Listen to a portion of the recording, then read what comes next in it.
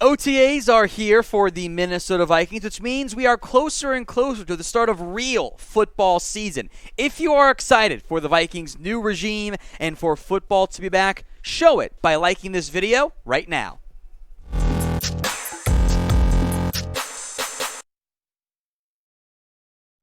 You're watching Minnesota Vikings Now by Chat Sports. I am Tom Downey here with the latest going on around Minnesota, including this idea from Bleacher Report. Is Cam Dantzler primed for a major breakout year? Bleacher Report picked one breakout player for each team.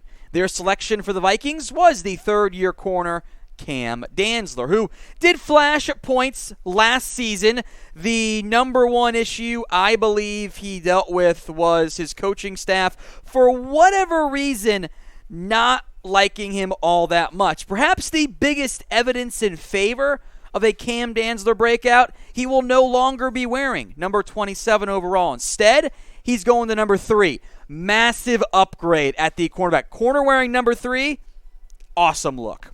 Dantzler has shown promise overall in his NFL career. His numbers in 2020 as a rookie versus his numbers in 2021. And although he had more interceptions in 2020, he did take a step forward in that area, or took a step back in that area, better pretty much everywhere else. Targeted almost the same amount, 71 versus 74.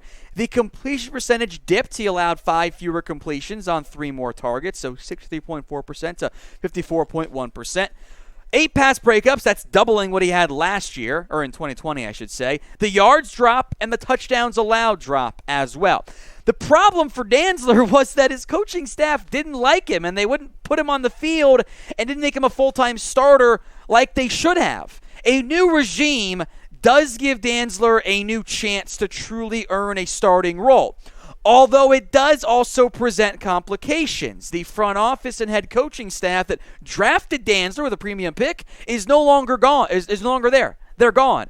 They have no investment level in him. So if Dantzler doesn't immediately impress, Minnesota can make the move to an Andrew Booth, etc., who this new regime wants to be a key part of their defense moving forward. So will Cam Dantzler break out this year? We take that step forward and finally be the full-time starting corner he should have been last year for Minnesota. Why for yes and for no? Sound off right now in the comments section. Now, I'm going to make this question the pinned comment on today's video if you're watching on YouTube. So take advantage of it. While the ad plays, head down there and get your votes in. My main concern about Dantzler is the depth and options that exist right now at the cornerback spot, namely on the outside. This is an organization that didn't draft just one corner. They drafted 2. Now, for the time being, I will list Andrew Booth as cornerback 4. And that's beyond the nickel option of Chandon Sullivan. So 1, 2, 3, aka nickel, 4 in Andrew Booth. 3rd round pick in Cam Dantzler, and a 4th round pick and a Caleb Evans out of Missouri. Now, I'm not a huge believer in Harrison Hand or Chris Boyd. Why they kept playing along with, Bashad Breeland, who was a bum last year for them. Why those guys put over Dantzler, I will never understand. And Pat Pete might not be long for this organization. But you invested quite a bit in 2 different corners, Caleb Evans and the more premium pick in Andrew Booth. So Dantzler needs to step up this year. It is a critical season for Cam Dantzler, who has been the subject of trade rumors in the past. Vikings last year turned him down. Well, if Dantzler doesn't emerge as a starter, maybe the team says, you know what, we'll reconsider that this year and roll with Booth and Evans as our hopeful long-term guys, or maybe just Evans as our backup. But Dantzler, he's in an awkward spot where there's a veteran in Patrick Peterson and a higher investment young guy on the outside too. He's got to force his way onto the field. I want you guys to name a player who you think will break out this year. You can go beyond Cameron Dantzler. Drop that name for me in the comments. While you're down there, you can also check out the Super Thanks feature that YouTube has added for us here at Minnesota Vikings Now. If you watch live videos, whether it's Chat Sports or elsewhere, you're able to super chat and donate money and ask questions, whatever, and we appreciate everyone who does that. You could never do it outside of live, though. Now you can with the Super Thanks feature. Click that. See it in the 3rd row there, that little heart with the money sign icon. Click it. pick your donation amount. You can edit your message as well. We appreciate everyone who watches, donates, and subscribes to us here at Minnesota Vikings Now. If you do super thanks, or do a super thanks, I should say, we will give you a shout out on a future show. We appreciate everyone who watches us here. Thank you all so much. It's not possible without you guys. Could have gone full without viewers like you, PBS style, but I didn't because you expect more. All right, OTAs are underway right now for the Minnesota Vikings, and two notes I wanted to hit here, one on the offensive line, the other on the defensive line, and this is again per the reports of the beat writers actually there. Right guard. The only position really up for grabs on the offensive line. I know some have wondered about Garrett Bradbury. It's not up for grabs. It's his job. There's no real competition on the roster. But the right guard battle very much is up for grabs. It was not Ed Ingram or Oli Udoh or Wyatt Davis who got run with the ones, at least at the beginning of OTAs. Rather, Chris Reed and Jesse Davis rotated. Darisaw, Cleveland, Bradbury, O'Neal were your starters. And Reed and Davis took turns at the right guard spot. Although I do think guys like especially Ed Ingram are going to get a chance to emerge and win that job, be it preseason, week 1, week 7, week 18, whatever. Right now, the Vikings have shown that Reed and Davis are the early front runners. Those two players were interesting last year. I actually thought Chris Reed played pretty well for the Colts, and these PFF numbers do back that up.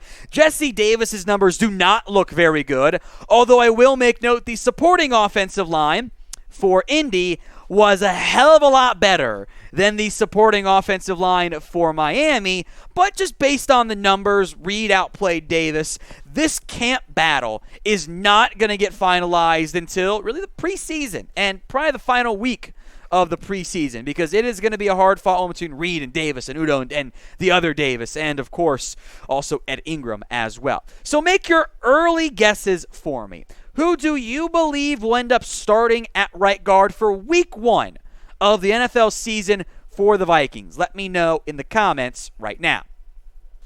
On the defensive line now, Armon Watts got some starting reps at defensive tackle / defensive end in the first OTA.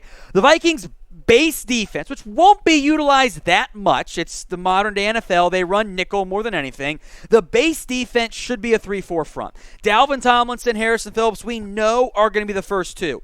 Armon Watts got the run as the third defensive lineman in that grouping there. Fits pretty well as that 5 technique. Tomlinson will probably play some 3 technique and maybe some 2-eye and some 4-eye as well.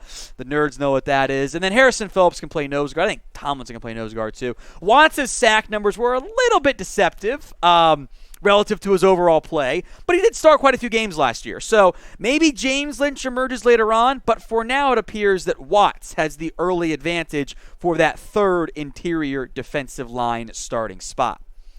Now, if you want more Vikings news, rumors, and updates, you have come to the right destination. Hit that big red button and subscribe. We've got a video almost every single day breaking down everything going on around the Vikings, and it's all free. So subscribe right now. Let's talk Tyler Kroft now. Vikings territory, one of the fan sites I like. They suggest the Vikings should look into signing Tyler Kroft to be tight end too. And I get part of this. The Vikings tight end depth chart is a bit thin right now, as we'll get into momentarily. And I think Kroft could be a passable depth piece in the end. Now, his best year came way back in 2017 when he started every game for the Bengals, had like 7 touchdowns, I think. I'll double check my math on that one or my memory on that front. But the past couple years have not been very good for Tyler Kroft. Just 5 touchdowns combined. It was 7 touchdowns, 402 yards. The issue for Kroft is that the last 4 years haven't even matched that singular season with the Bengals. He's now in his age 30 season. If you just want a backup tight end, sure, he can do that. Do you feel comfortable with Tyler Kroft in the event Irv Smith gets hurt again? Absolutely not. So what do you think? Would you sign Tyler Kroft? S for sign, let's bring him in, see what he can do. Maybe you find that 2017 form again. Or P for, go ahead and pass. They're just fine. This is where things currently sit for the Vikings organization. Irv Smith is tight end 1. I am hoping He has that breakout year that we were deprived of last year, robbed of last year due to injury. They brought over Johnny Munt from the Rams. He's not that great. They have late-round picks in Zach Davidson, Nick Muse in recent years. Maybe one ends up being a piece. And Ben Elfson, who could really crack the Jags' crappy rotation at tight end last year. I would absolutely keep an eye on tight end options for this team because even though they're going to mostly run 11 personnel under Kevin O'Connell, so more KJ Osborne, less tight end too, that's a bit of a depth red flag for me right now, which is why I'm glad my boy Mitchell Renz looked at some free agent tight end targets on yesterday's video led by, of course, Jared Cook. If you haven't watched that video already, go check it out. It's on the channel, and if you're subscribed with notice turned on, you won't miss anything here at Minnesota Vikings Now.